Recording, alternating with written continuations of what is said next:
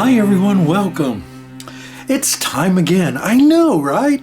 I just made carrot soap recently, but I'm sold out, so I went out to the garden, and this big thing here is my turmeric. This one is rather small, actually. You can see it's pretty long. I've got some that are over 6 feet and some really nice roots, but I already harvested them, quite a bit of it, and have ground it up here and have it ready to use. Juiced it, I said ground up. And now I've got the carrots. I'm going to get those ready. You've seen me do this so many times, I'm sure you're bored with it, but I'm going to get my carrots juiced, and then we're going to put this together. Sound like fun? I think so too. Come along. All right, welcome back. So I have my carrot and turmeric here, my juices thawed, ready to go. I have my aloe here with my lye solution and my sea salt and my essential oils, which I try to always use pretty much the same in my carrot soap, although I do sometimes change up the recipe a bit because, well, for instance, basil, you have to use it in very, very small and safe quantities. Oregano, you can use a bit more. And the fennel, in this case, sweet fennel, a bit more. And I have learned to adjust this recipe to the liking of most of my customers. So I try not to change it up too much, but sometimes little adjustments based on how I feel in the time of the year. All right, so I'm going to be mixing this a little bit differently. But first, let's get started. Let's add in our, I almost went the wrong direction. I'm going to add in my carrot and turmeric juice.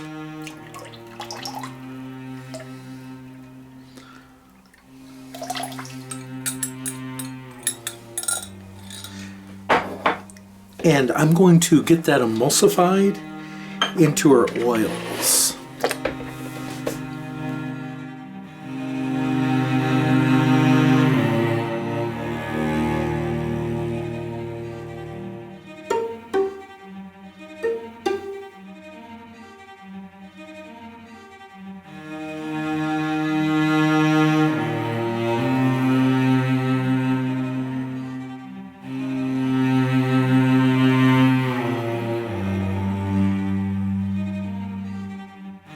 Alright, fantastic. Now I'm going to add in our aloe and lye solution.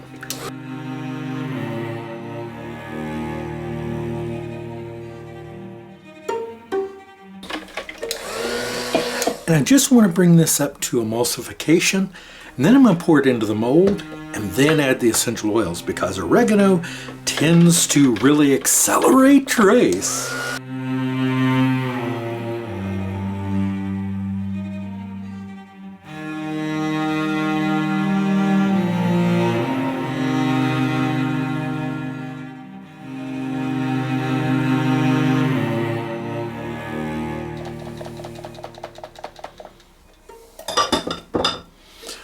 All right, so I'm gonna get our mold ready here, and in it goes.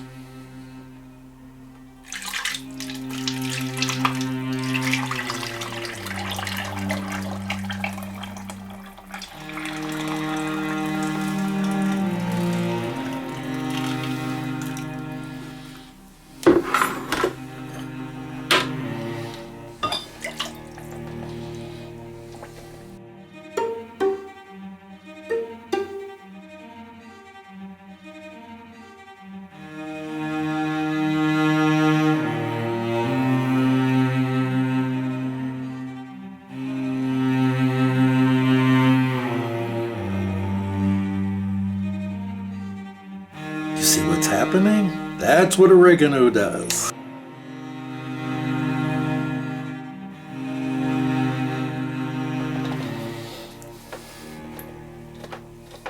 And that's why I add it at the very end. Yeah, I know this looks really strange, right? This started to gel within about 3 hours. I got called away for work. I had to do some stuff. I had mixed in, luckily this stayed rather liquid because I hit it with the stick blender a couple times, and I added some sage powder and spinach powder to it, and I managed to get it a sort of a green color here. I was hoping for a different color green for the leaves, for the top of the carrot, but hey, it'll kind of go with the oregano and the spinach, this kind of, you know, the oregano and the basil. Oh, this has basil leaf in it too, by the way, part of the color. So this started to gel really fast. That's what this darker color is. It's kind of a Vaseline-like transparency. It's already got that hot. Anytime you add food, high sugar food like carrot, you know, you can have this happen, which is good for color, but not so great when you're not finished with it and you walk away. So, I kind of need to, yuck, I am just making a mess here. What I'm wanting to do though is let this thicken up just a bit more, and then I'm going to try to do some stuff on the top.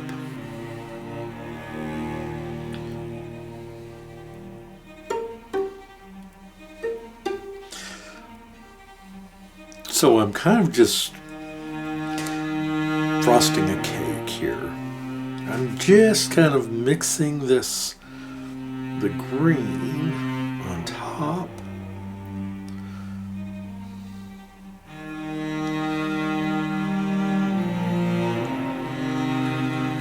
Not trying to get a specific pattern. I just wanted to give it a little, some kind of action on top.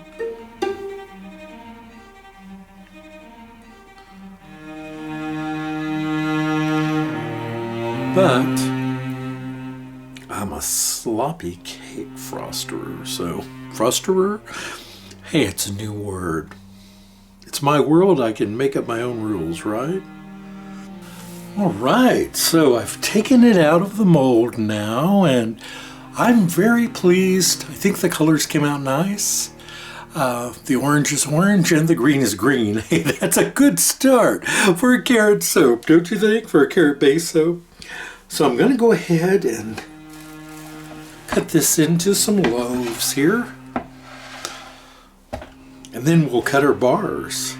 I like the fun patterns from the pour, and that is one of the fun things about when you're dealing with sometimes a challenging essential oil, or I guess for those people that use fragrance oils, they sometimes encounter that too, where you get accelerated trace and have to deal with that. All right. There's loaf 1. There's loaf 2.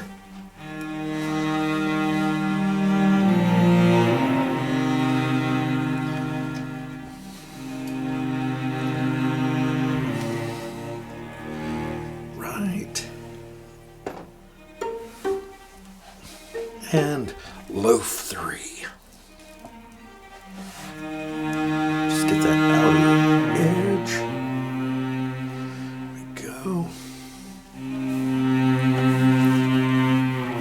My apologies, I cut the first one without looking, turned to make sure the camera was on, but what do you think of the top? You know, it's it's not piping by any stretch, but it has a little movement, don't you think? A little whip here and there, a little whippity whip, kind of a curly curl. We'll go with that. Okay, so let's get the rest of these cut. I had a really fun day at work today, but the only reason I'm mentioning that is that these aren't going to vary that much from bar to bar, I'm afraid. So, I mean, I'll just lay them here and You can look at them while I cut them, but they're not going to vary too very much. And they are still a little moist on the inside, but they'll dry within 15-20 minutes. They smell terrific. Oh, but anyway, work. I was talking about work. I was doing this during my break when I started making this yesterday. And my lunch break, excuse me. I was trying to get everything done quickly, and and when you try to do things quickly, sometimes you miss things, and that's why I let it sit in the mold too long, or I didn't come back soon enough to do the top and do some other things I wanted to do. But this is an example of how sometimes a mistake can become a success, because I think these look more like a carrot than any soap I've made to date. And the smell with the oregano, the basil, the thyme is just wonderful. And not just for a kitchen, although these are great in a kitchen, they're just a really nice, I think, a really nice bar of soap for the bath, for the, for any room where you like a great bar of soap, and you can tell folks, hey, my soap is made out of carrots and fresh carrots and fresh turmeric right from a Texas garden, and even the coloring is made from my own sage leaf and oregano leaf, sage and oregano and spinach leaf right from here on the farm. And I'm not going to suggest other people don't do that. They do, absolutely. And I love that. I love that more and more people are making soaps using things from their own garden. That's something that I feel very strongly about for me, but there is plenty of room for everyone. And I love to share with other people, if someone has an idea. Now, I'm not good, I will say this, I like to teach people things. I do this in my job. A big part of what I do is teaching others how to do their job. And it's a lot of fun. I wouldn't undo it for anything. I really do love teaching and sharing information with folks. But when it comes to this kind of thing, I like to show, just share by example. But as far as doing a class or something, or teaching someone, how to do these things on a one-on-one basis, maybe on a one-on-one I would do fine. But I'm not so good at just giving instructions. Do A, then B, and then do this thing and that thing. That is not the way I generally work. I like to work by example. In my job, much of what I do is teaching folks how to be empathetic on the phone, how to connect with other people with warmth and understanding, and things that many of us take for granted, but not something that everyone is proficient at. Not everyone has skills in being empathetic and understanding and listening. So these are skills I like to teach others, but I teach by example. I show them what I want from them, and by proxy, they then exhibit that toward the customer base, the calls that they take. And now I don't teach them directly. I do everything. There are multiple layers. I teach the managers that teach the people who take the calls. So, but again, much of what I try to do is through example, showing them what empathy is by asking about their personal lives so that they learn to talk to our customers with that same kind of interest and vigor. And it works. Unfortunately, in soaping, I don't know how to, do that in any other way than just do these videos. Now, I'm happy to answer questions when people, I cut that last one really crooked. It moved. So that's a Patrick soap. But, yeah, people ask me questions about my recipes and things like that. I can share what I can. Do I share every single thing?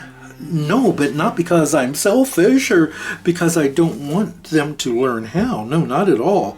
More because I don't want them to make a mistake. I would hate to give someone information that may cause them to fail, I just want to make sure I trim this end real quick here. But, yeah, so there's that. And so I do like to share. If you learn anything from me, that's amazing. I think that's great. I hope that you pick up something positive. But on that same token, I'm not perfect and I make mistakes. And that's why I don't hide mistakes in my videos. I try to expose them and show you things that maybe I didn't do properly or something that didn't look quite the way I hoped it would. I try not to hide those things because you need to know that things don't always go as planned. And isn't that true of life? And I know we've had this discussion. I say we like we've had a two-way discussion. I talk and I guess you just listen. But that being said, I do believe that there is an opportunity for growth from not just for the student from the teacher, but from the student to the teacher. I have never been one to state that I know everything about any subject, because I don't know everything about any subject. I know some things about several different things. And what I know, if it can help someone else and I can share it with them, I'm happy to do that. If you ever have a question, sure, feel free to ask. As a matter of fact, I suggest if you do have just a question about something, put it in an email to me, soapyoaksfarm@gmail.com. And I think what I will do in a future video in the very near future, I think I'll do a Q&A video, which I haven't done on this channel, with your questions. And I promise you to give you as honest answers as I possibly can. I'm not going to lead you on about anything. I'm not going to tell you you can get rich doing soap. You can make a living doing this. I do. Well, I do partially. I still have a full-time job. But I guess my point is that I make enough soaping that if I didn't have a job, could I live on it? Right now, I could. But I'm one person and I don't require a whole lot. I don't have children, but I do have all my beautiful animals that need me. But yeah, I'm always happy to share what I know, and I would love to do some type of like a Q&A session with you to go over any questions that you might have about anything at all. So consider sending me an email to soapyoaksfarm@gmail.com, and I think we might have some fun. I hope you enjoyed this, everyone. It was a ball putting this together for you. I look forward to talking to you again soon. Please have a beautiful day, and I'll see you back soon. Goodbye.